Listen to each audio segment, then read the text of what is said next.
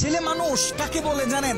যে তার নিজের কলিজা ছেঁড়া কষ্ট ভাতের লোকমার সাথে প্রতিনিয়ত গিলে খায়, তাকে ছেলে মানুষ বলে। একটা ছেলে যখন বড় হয় সে তার নিজের বাবাকে গিয়ে এই কথাটা বলতে পারে না, বাবা আমি প্রচুর পরিমাণে ডিপ্রেশনে আছি, আমি অনেক সমস্যার ভিতরে আছি, আমার একটু তোমার সাপোর্টটা দরকার, কারণ তোমার ছেলের তুমি ছাড়া এত আপন তো আর কেউ নাই। বাবা তোমার ছেলের মাথায় একটু হাত বুলিয়ে দাও, সামান্য সময়ের জন্য হলেও তোমার ছেলেকে একটু বুকে টেনে নাও। তুমি যদি একটু আমাকে তোমার বুকে টেনে নাও তাহলে আমার কষ্ট অনেকটা কমে যাবে। ছেলেরা এই কথাগুলো কখনোই তাদের বাবাকে গিয়ে বলতে পারে না। ছেলেরা কখনো নিজের মাকে জড়িয়ে ধরে কান্না করতে পারে না, because people say boys don't Cry. ছেলেদের মুখে কান্না মানায় না, এ কারণে ছেলেরা নিজে কষ্টে পড়লে কাউকে একটু কান্না করেও বলতে পারে না। খুব খেয়াল করে দেখবেন, একটা ছেলে খাবার খাওয়ার আগে যে কখনো প্লেটটা ধুয়ে খাবার খায় নাই, এই ছেলেটাও নিজের সবটা দিয়ে চেষ্টা করে নিজের ফ্যামিলি, নিজের প্রিয় মানুষটার মুখে হাসি ফোটানোর জন্য। অনেক ছেলে দেশে পরিশ্রম করে, অনেক ছেলে প্রবাসে বছরের পর বছর নিজের ফ্যামিলি, নিজের প্রিয় মানুষের মুখে হাসি ফোটানোর জন্য পড়ে থাকে।